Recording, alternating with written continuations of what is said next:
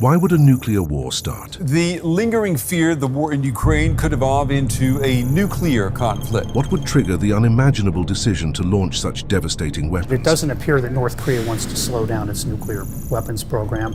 It appears that they want to make more nuclear weapons, and they want to make those weapons more deadly. How would the US respond in a world forever changed by the threat of nuclear destruction?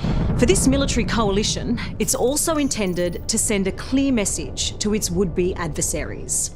Mess with us at your peril. President Joe Biden reversing a long-standing U.S. policy involving the war in Ukraine. Biden now going to allow Ukrainian forces to use long-range U.S. weapons inside of Russia for the very first time. CNN's Kevin Lichtman. It's being reported this evening that President Biden has lifted restrictions on Ukraine using U.S. weapons to strike deeper inside Russia. President Zelensky has been pushing Western allies to allow his forces to use the missiles. It's believed the decision could help shift momentum in the conflict. Sky Security and Defense Editor Deborah Haynes. Biden allows Ukraine to strike Russia with long-range U.S. missiles. With 2 months left in office, the president for the first time authorized the Ukrainian military to use the system known as ATACMs to help defend its forces in the Kursk region of Russia. Residential building in Luhansk, in Russian-controlled Ukraine, that was damaged in June by U.S.-supplied ATACMS missiles, according to the Russian Defense Ministry. Mr. Biden's latest authorization allows Ukraine to strike inside Russia credit. President Biden has authorized the first use of U.S.-supplied long-range missiles by Ukraine for strikes inside Russia, U.S. officials said. The weapons are likely to be initially employed against Russia. Allowing the Ukrainians to use the long-range missiles, known as the Army Tactical Missile Systems, or ATACMS, came in response to Russia's surprise decision to bring North Korean troops into the fight, officials said. President Volodymyr Zelensky of Ukraine did not confirm the permission to strike, but suggested on Sunday that more important than lifting the restrictions would be the number of missiles used to strike the Russians. Today, many in the media are talking about the fact that we have received permission to take appropriate actions, Mr. Zelensky said in his nightly address. But blows are not inflicted with words. Such things are not announced. The rockets will speak for themselves.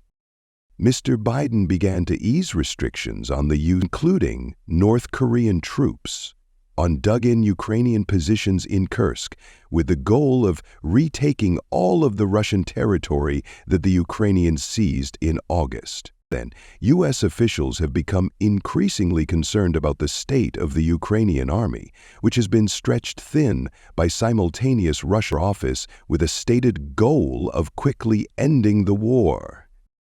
Mr. Trump has said little about how he would settle the conflict, but Vice President-elect J.D. Vance has outlined a plan that would allow the Russians to keep the Ukrainian territory. Putin could respond to the use of long-range ATACMS on Russian soil by directing the Russian military or its spy agencies to retaliate, potentially with lethal force, against the United States and its European allies.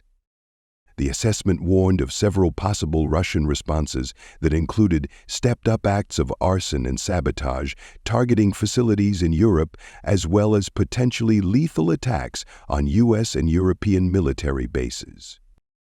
Officials said Mr. Biden was persuaded to make the change in part by the sheer audacity of Russia's decision to throw North Korean troops at Ukrainian lines. He was also swayed, they said, by concerns that the Russian assault force would be able to overwhelm Ukrainian troops in Kursk if they were not allowed to defend themselves with long-range weapons. U.S. officials said they do not believe that the decision will change the course of the war. But they said Mr. Biden determined that the potential benefits, Ukraine will be able to reach certain high-value targets that it would not otherwise be able to, and the United States will be able to send a message to North Korea that it will pay a significant price for its involvement, outweighed the escalation risks. Mr. Biden faced a similar dilemma a year ago when U.S. intelligence agencies learned that the North Koreans would supply, including the Russian-occupied Crimean Peninsula. Those supplemented the more limited supplies of Storm Shadow and Scalp missiles that the Ukrainians received from Britain and France. The Ukrainians have since used